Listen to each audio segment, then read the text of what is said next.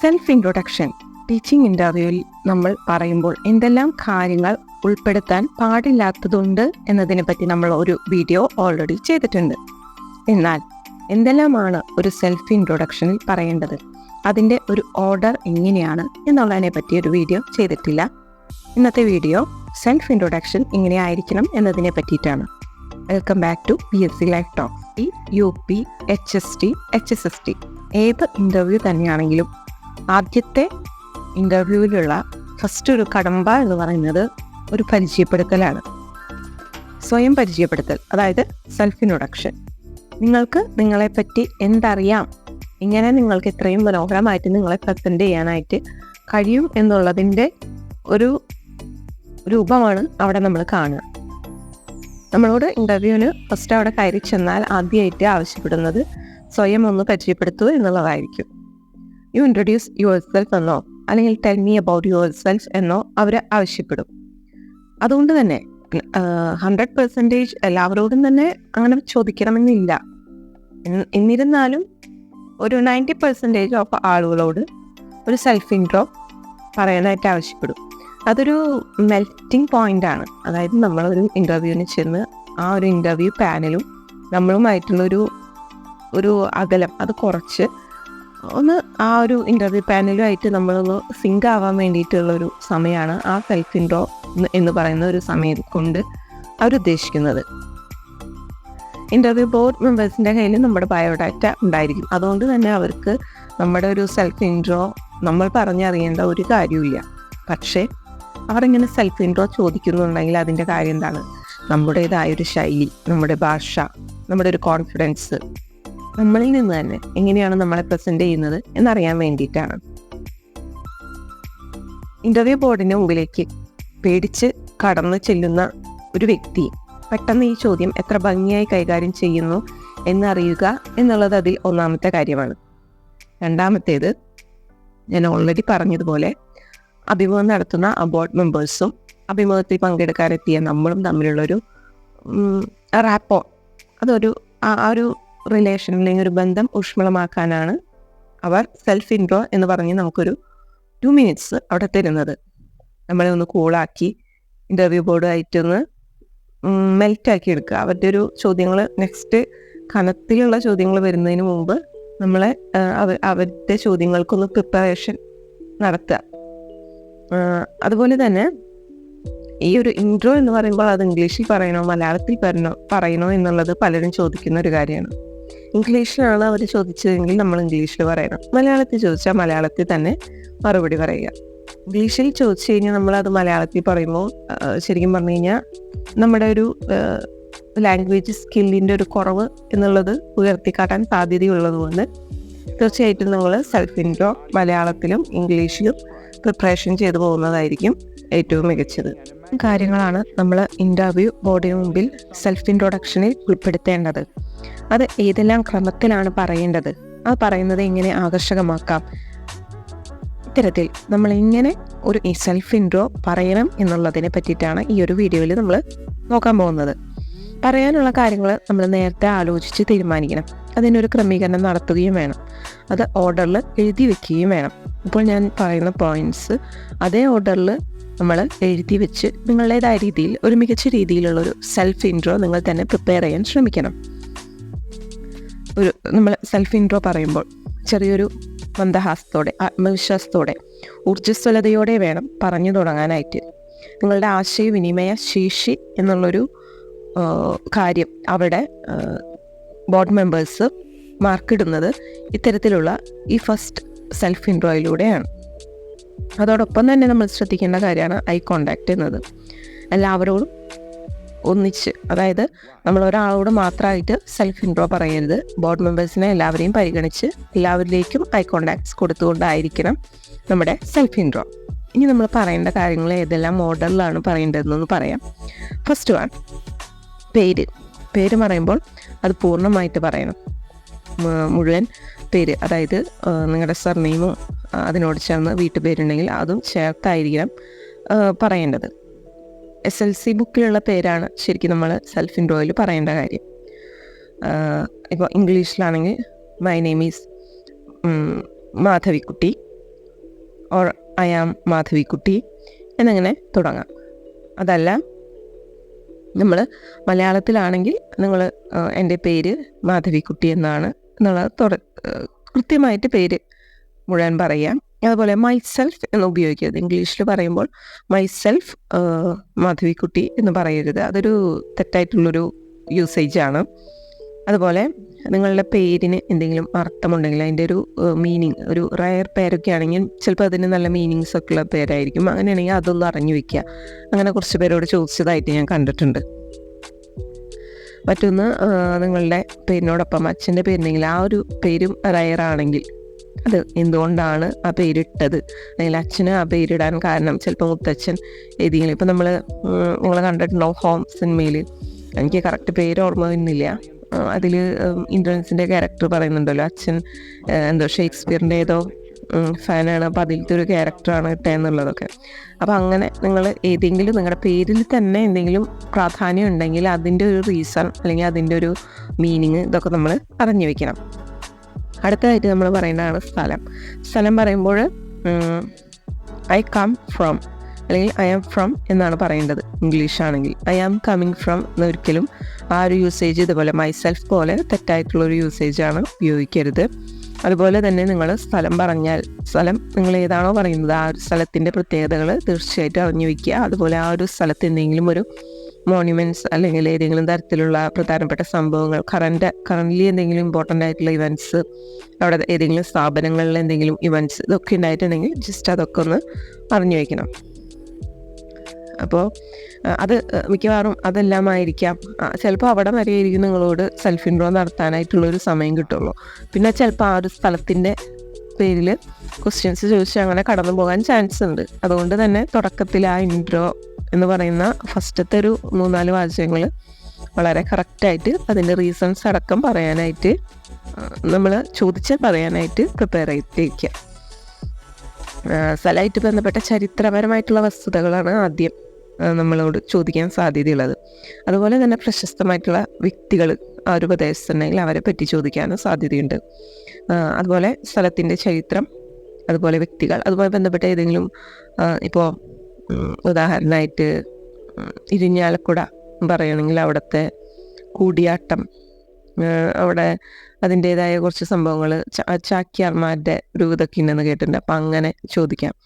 അതുപോലെ തൃശ്ശൂരോ അല്ലെങ്കിൽ തിരുവനന്തപുരം ആണെങ്കിൽ തിരുവനന്തപുരം ഒരുപാട് പേരോട് അങ്ങനെ ചോദിച്ചു എന്ന് കേട്ടിട്ടുണ്ട്.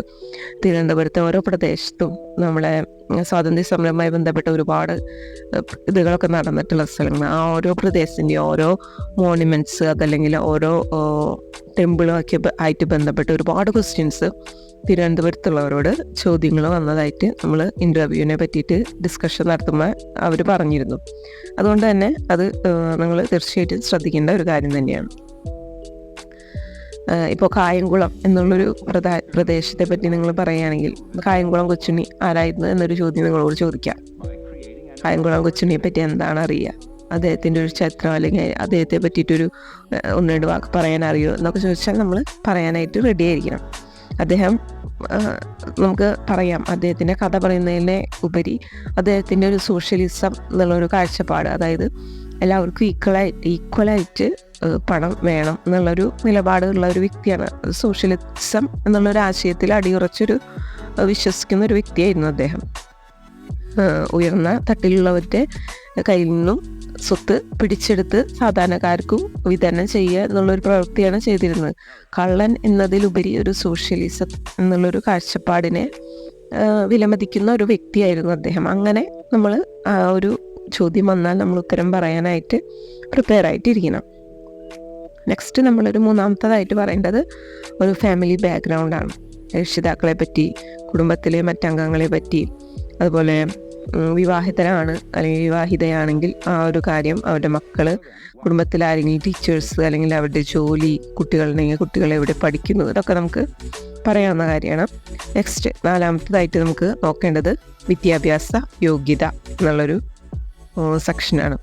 അതായത് നിങ്ങൾ കേട്ടറ്റ്, സെറ്റ് അല്ലെങ്കിൽ നെറ്റ് എന്നതൊക്കെ നേടിയിട്ടുണ്ടെങ്കിൽ അത് പറയണം. ഏതൊക്കെ വിദ്യാഭ്യാസ സ്ഥാപനങ്ങളിലാണ് പഠിച്ചിട്ടുള്ളതെന്ന് കൂടി പറയണം. അത് ഇമ്പോർട്ടൻ്റ് ആണ്. അതുപോലെ തന്നെ ഈ വിദ്യാഭ്യാസ സ്ഥാപനങ്ങൾ നിലകൊള്ളുന്ന സ്ഥലങ്ങൾ, നിങ്ങളവിടെ ഹോസ്റ്റലൊക്കെയാണ് പഠിച്ചിട്ടുള്ളതെങ്കിൽ ആ ഒരു സ്ഥലത്തിൻ്റെ പ്രത്യേകതകൾ അതൊക്കെ നിങ്ങൾ ജസ്റ്റ് ഒന്ന് അറിഞ്ഞു വയ്ക്കുക.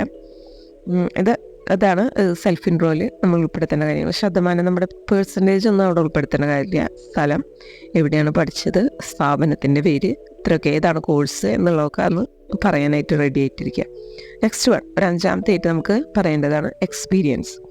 നിങ്ങൾ വേറെ ഏതെങ്കിലും ജോലികൾ ചെയ്തിട്ടുണ്ടെങ്കിൽ, ടീച്ചിങ് അല്ലാതെ വേറെ ഏതെങ്കിലും ജോലികൾ ചെയ്തിട്ടുണ്ടെങ്കിൽ അതെവിടെയൊക്കെയാണ്, എന്തൊക്കെയാണ് അതിൻ്റെ ഒരു ബാക്ക്ഗ്രൗണ്ട്, അതുപോലെ തന്നെ നിങ്ങൾ ടീച്ചിങ് ജോബ് ചെയ്തിട്ടുണ്ടെങ്കിൽ അത് ഏതൊക്കെ സ്കൂളുകളിലായിരുന്നു, അതുപോലെ ആ സ്കൂളുകളുടെ പ്രത്യേകതകൾ, ഇപ്പോഴത്തെ അവിടുത്തെ അവസ്ഥ, ഇതൊക്കെ തീർച്ചയായിട്ടും നിങ്ങൾ അറിഞ്ഞിരിക്കേണ്ട കാര്യമാണ്. ഇപ്പോൾ നമ്മൾ പറഞ്ഞല്ലോ, നമ്മൾ പഠിച്ച സ്കൂളുകൾ അവിടെയും ഇപ്പോൾ എന്തെങ്കിലും മാറ്റങ്ങൾ വന്നിട്ടുണ്ടെങ്കിൽ അതിനെപ്പറ്റിയും കഴിഞ്ഞ ഇൻ്റർവ്യൂവിന് ഒരുപാട് അങ്ങനത്തെ ക്വസ്റ്റ്യൻസ് ചോദിച്ചിട്ടുണ്ട്. പഠിച്ച സ്കൂളിൽ ഇപ്പോൾ വന്ന മാറ്റങ്ങൾ, പിന്നെ നമ്മളെ എക്സ്പീരിയൻസ് പറയുമ്പോൾ CBSE സ്കൂളുകളിലോ അല്ലെങ്കിൽ ICSE സ്കൂളുകളിലോ ഒക്കെ പഠിപ്പിച്ച ടീച്ചേഴ്സ് ഉണ്ടാവും. നമ്മൾ അങ്ങനെ പഠിപ്പിച്ചിട്ടുള്ളവരാണെങ്കിൽ സ്റ്റേറ്റ് സിലബസും CBSE സിലബസും തമ്മിലുള്ള വ്യത്യാസം നിങ്ങൾക്ക് എന്താണ് തോന്നുന്നത് എന്നുള്ളത് കൂടി നിങ്ങൾ പഠിച്ചു വയ്ക്കണം. കാരണം ഒരുപാട് പേരോട് ആ തരത്തിലുള്ള ചോദ്യങ്ങളുണ്ടായിരുന്നു. നിങ്ങൾ CBSE സ്കൂളിൽ പഠിപ്പിച്ച ടീച്ചേഴ്സ് എന്ത് വ്യത്യാസമാണ് നിങ്ങൾ കാണുന്നത്, ഏതാണ് നല്ലൊരു സിലബസ് എന്നുള്ള ചോദ്യങ്ങളൊക്കെ അവരോട് റിപ്പീറ്റഡായിട്ട് ഇത്തരം ചോദ്യങ്ങൾ ചോദിച്ചു വന്നിരുന്നു. തുടർന്ന് നമുക്ക് പറയാവുന്ന കാര്യമാണ് ഹോബി. എക്സ്പീരിയൻസിന് ശേഷമാണ് നമ്മുടെ ഹോബി നമ്മൾ പറയേണ്ടത്. വിശ്രമ സമയം നമ്മൾ എങ്ങനെ ഉപയോഗിക്കുന്നു എന്നതിനെ പറ്റിയിട്ടാണ് അവിടെ പറയേണ്ടത്. അത് നിങ്ങൾക്ക് യൂസ്ഫുൾ ആവുന്നതോടൊപ്പം തന്നെ നിങ്ങളുടെ വീട്ടുകാർക്ക്, സമൂഹത്തിന്, അല്ലെങ്കിൽ നിങ്ങൾ പഠിപ്പിക്കാൻ പോകുന്ന കുട്ടികൾക്ക് യൂസ്ഫുൾ ആകുന്ന തരത്തിലുള്ള ഹോബീസ് ഉണ്ടെങ്കിൽ അത് ഉൾപ്പെടുത്താനായിട്ട് പ്രത്യേകം ശ്രദ്ധിക്കുക. റീഡിങ് പോലുള്ള ഹോബീസ്, അതുപോലെ ഇപ്പോൾ തയ്യലാണെങ്കിലും നിങ്ങളുടെ ഹോബി ആണെങ്കിൽ കൂടി വീട്ടുകാർക്ക്, നിങ്ങൾക്കതൊരു ഏണിങ് കൂടിയാണ്, ഇപ്പോൾ വീട്ടുകാർക്കും അതുകൊണ്ട് യൂസ്ഫുള്ളാണ്. ബേക്കിംഗ് പോലെയുള്ള ജോലികളും ഇതേപോലെ തന്നെ നിങ്ങൾക്കൊരു ഹോബിയാണ് എന്നതിനോടൊപ്പം തന്നെ വീട്ടുകാർക്കും അതുകൊണ്ടൊരു യൂസ്ഫുൾ ആയിട്ടുള്ളതാണ്. നിങ്ങൾക്ക് അതിൽ നിന്ന് മണി ഏൺ ചെയ്യാം. ഇത്തരത്തിലുള്ള ഹോബീസ് ഉൾപ്പെടുത്താനായിട്ട് ശ്രദ്ധിക്കുക. നമ്മൾ ഓൾറെഡി പറഞ്ഞു, ഹോബീസ് നമ്മൾ ബയോഡാറ്റയിൽ ഉൾപ്പെടുത്തുന്നതാണ്. ആ ബയോഡാറ്റയിൽ ഉൾപ്പെടുത്തുന്ന ഹോബീസ് തന്നെയായിരിക്കണം നമ്മൾ ഇവിടെയും പറയേണ്ടത്. മാറ്റി പറയാൻ പാടില്ല. നിങ്ങൾ എന്താണ് ബയോഡാറ്റയിൽ എഴുതിയിരിക്കുന്നത് അതിൽ നിന്ന് വളരെ വ്യത്യസ്തമായിട്ട് ഒരിക്കലും നിങ്ങൾ സെൽഫ് ഇൻട്രോയിൽ ഒന്നും തന്നെ പറയാനായിട്ട് പാടില്ല. മറ്റൊരു കാര്യം നമ്മൾ സെൽഫ് ഇൻട്രോയിൽ ഉൾപ്പെടുത്തേണ്ട കാര്യമാണ് നമ്മുടെ നേട്ടങ്ങൾ. അതായത് നമ്മുടെ സ്ട്രെങ്ത് പോയിൻറ്റ്സ് എന്താണെന്നുള്ളത് നമുക്ക് ഈ ഒരു സെൽഫ് ഇൻട്രോയിലൂടെ പറയാം. ഒരു ടീച്ചർ എന്ന നിലയിൽ, അല്ലെങ്കിൽ നമ്മൾ ഏത് ജോലി ഏത് മേഖലയിൽ ചെയ്യുന്നു അവിടത്തേതായ രീതിയിൽ നമ്മുടെ ഒരു പോസിറ്റീവ്നെസ് ഏതാണെങ്കിൽ അത് നമുക്ക് അവിടെ ഷെയർ ചെയ്യാം. നമ്മളെ സ്വയം പരിചയപ്പെടുത്തുമ്പോൾ തീർച്ചയായിട്ടും അത് ഒരുപാട് ഇലാബറേറ്റ് ചെയ്ത് പറയാനായിട്ട് ശ്രദ്ധിക്കരുത്. അതായത് ചുരുക്കി പറയാം. വളരെ കുറച്ച് സമയം മാത്രമാണ് അവർ നമുക്ക് ഈ സെൽഫ് ഇൻട്രോയ്ക്ക് ആയിട്ട് തരുള്ളൂ. അത് ചുരുക്കി പറയാം, എന്നാലും എല്ലാം ഉൾപ്പെടുത്തുക. പിന്നെ അതുപോലെ ബയോഡാറ്റയിൽ നിന്ന് വ്യത്യസ്തമായിട്ടൊന്നും പറയാതിരിക്കുക. ഇതാണ് ഏറ്റവും ഇമ്പോർട്ടൻ്റ് ആയിട്ടുള്ള കാര്യം. സെൽഫ് ഇൻട്രോ എന്ന് പറയുമ്പോൾ നമ്മളെ പരിചയപ്പെടുത്തലാണ്. അതോടൊപ്പം തന്നെ നമ്മുടെ ഒരു way of thinking, way of living, ഇതെല്ലാം തന്നെ പ്രൊഫഷൻസി ഇൻ ലാംഗ്വേജ്, നമ്മുടെ കമ്മ്യൂണിക്കേഷൻ സ്കില്ല്, നമ്മുടെ കോൺഫിഡൻസ് ലെവൽ, ഇതൊക്കെ കൂടി അളക്കാനായിട്ട് അവർ ഉപയോഗിക്കുന്ന ഒരു മാർഗമാണ് സെൽഫ് ഇൻട്രൊഡക്ഷൻ എന്ന് പറയുന്നത്. അത് എത്രമാത്രം പറഞ്ഞു എന്നതിലല്ല, അത് എത്ര നന്നായി പറഞ്ഞു എന്നതിലാണ് കാര്യം. അതായത് ഒരുപാട് പറഞ്ഞിട്ട് കാര്യമില്ല, പക്ഷെ പറയുന്നത് കൃത്യമായും ആപ്റ്റായിട്ടും പറയുകയാണെങ്കിൽ അതിനാണ് നിങ്ങൾക്ക് മാർക്ക് കിട്ടുക. എഴുതി തയ്യാറാക്കി സെൽഫ് ഇൻട്രോ വീട്ടിൽ വെച്ചിട്ട് ഒരുപാട് തവണ പറഞ്ഞ് പഠിച്ചതിന് ശേഷം മാത്രം നിങ്ങൾ ഇൻ്റർവ്യൂവിന് പോവുക. അത് ചുരുക്കി എഴുതുക, തെറ്റുകൂടാതെ എഴുതാൻ നോക്കുക. അതുപോലെ നമ്മൾ പറയുമ്പോൾ തപ്പിത്തടയാതെ, അല്ലെങ്കിൽ ഇടയ്ക്ക് ഇങ്ങനെയുള്ള ശബ്ദങ്ങളൊക്കെ വരുമല്ലോ, അങ്ങനെയൊന്നും വരാതെ നമ്മൾ കുറച്ച് നാൾ റിപ്പീറ്റ് ചെയ്ത് പറഞ്ഞാൽ തന്നെ നമുക്കത് ഓൾറെഡി അത് ഫ്ലുവൻ്റ് ആയിട്ട് ഇങ്ങനെ വരും. അപ്പോൾ അത്തരത്തിലുള്ളൊരു രീതിയിൽ നമ്മൾ പറയാനായിട്ട് പ്രിപ്പയർ ആയിട്ടിരിക്കണം. പരിശീലനം ഇല്ലാണ്ട് പോയി കഴിഞ്ഞാൽ എന്തായാലും അവതരിപ്പിക്കുമ്പോൾ എവിടെയെങ്കിലും ഒരു മിസ്റ്റേക്ക് വരും.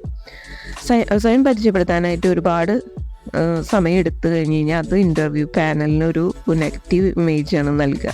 അതാണ് ഞാൻ പറഞ്ഞത്, ഓൾറെഡി നമ്മൾ പഠിച്ച് കറക്റ്റായിട്ട് ഇന്നതെല്ലാം പറയണമെന്ന് നമ്മൾ ആദ്യം തന്നെ എഴുതി വെക്കുക. അതിനുശേഷം നമ്മൾ പ്രിപ്പയർ ചെയ്യുക. അത് റിപ്പീറ്റഡായിട്ട് പറഞ്ഞുകൊണ്ടിരിക്കുക. ഒരുപാട് കാര്യങ്ങൾ ഇടയിൽ കയറി വരാതിരിക്കാൻ ശ്രദ്ധിക്കുക. സെൽഫ് ഇൻട്രോ കഴിയുന്നതോടെ ബോർഡ് മെമ്പേഴ്സിനെ ഇംപ്രസ്ഡ് ആക്കാനായിട്ട് നമുക്ക് കഴിയണം. ഇൻ്റർവ്യൂ അത് കൂടുതൽ സുഗമമാക്കാനോ അല്ലെങ്കിൽ നമുക്ക് കുറച്ചധികം മാർക്ക് മറ്റുള്ളവരിൽ നിന്ന് കൂടുതൽ സ്കോർ ചെയ്യാനും ഈ ഒരു സെക്ഷൻ, ഈ ഒരു സെൽഫ് ഇൻട്രോ എന്ന് പറയുന്ന ഒരു ഭാഗം നമ്മളെ ഒരുപാട് ഹെൽപ്പ് ചെയ്യുമെന്നാണ് എനിക്ക് തോന്നിയിട്ടുള്ളത്. ഇത്തരം കാര്യങ്ങളാണ് നമ്മളൊരു സെൽഫ് ഇൻട്രൊഡക്ഷനിൽ ശ്രദ്ധിക്കേണ്ട കാര്യങ്ങൾ. ഒരുപാട് ഏതെല്ലാം കാര്യങ്ങൾ ശ്രദ്ധിക്കരുത് എന്ന് പറഞ്ഞിട്ട് നമ്മൾ പറയാൻ പാടില്ല എന്ന് ഉൾപ്പെടുത്തിക്കൊണ്ടൊരു വീഡിയോ നമ്മൾ ഓൾറെഡി ചെയ്തിട്ടുണ്ട്. നമ്മളൊന്ന് മുൻപത്തെ വീഡിയോസ് നോക്കി കഴിഞ്ഞാൽ നിങ്ങൾക്ക് കാണാം. അതിൽ പറയുന്നുണ്ട് നമ്മൾ സെൽഫ് ഇൻട്രോ പറയുമ്പോൾ നമ്മൾ ഉൾപ്പെടുത്താൻ പാടില്ലാത്ത കുറച്ച് കാര്യങ്ങൾ. ഇതിൽ നമ്മൾ ഓൾറെഡി പറഞ്ഞു കുറച്ച് കാര്യങ്ങൾ, അതായത് ആ ഒരു ഓർഡറിൽ തന്നെ പറയാനായിട്ട് നമ്മൾ ശ്രദ്ധിക്കുക. പേര്, സ്ഥലം, കുടുംബ പശ്ചാത്തലം, വിദ്യാഭ്യാസ യോഗ്യത, എക്സ്പീരിയൻസ്, ഹോബീസ്, നമ്മുടെ നേട്ടങ്ങൾ, ഇത്തരം ഈ ഒരു ഓർഡറിൽ പറയാനായിട്ട് മാക്സിമം നിങ്ങൾ ശ്രദ്ധിക്കുക. All the best. നല്ലൊരു ഇൻ്റർവ്യൂ നിങ്ങൾക്ക് ഉണ്ടാകട്ടെ എന്ന് ഞാൻ ആത്മാർത്ഥമായിട്ട് ആശംസിക്കുകയാണ്. നിങ്ങൾക്ക് ഈ ഒരു വീഡിയോ യൂസ്ഫുൾ ആണെങ്കിൽ നിങ്ങളുടെ ഫ്രണ്ട്സിനോട് ഷെയർ ചെയ്യാനായിട്ട് പ്രത്യേകം ശ്രദ്ധിക്കുക. Thank you.